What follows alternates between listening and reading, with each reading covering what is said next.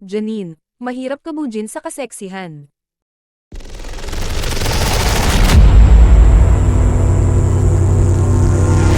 Mahirap palitan ng isang Janine Gutierrez lalo kung katawan at apil lang din naman ang pag-uusapan.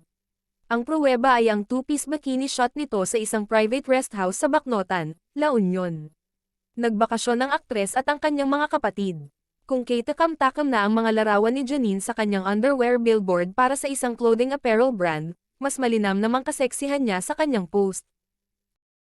Tanging liwanag ng araw lang ang umiilaw sa sexing larawan ng aktres. Natural ang kagandahan nito na walang makeup. Malinaw ring makikita ang abs nito at magandang hubog ng kanyang katawan na alaga sa workout. Pinagsamang sweetness at hotness ang masisipat sa alindog ni Janine. Mga katangiang hindi kayang patawbin ng kung sino mang kapwa Pinay stars na. Sexy sa SOCMED.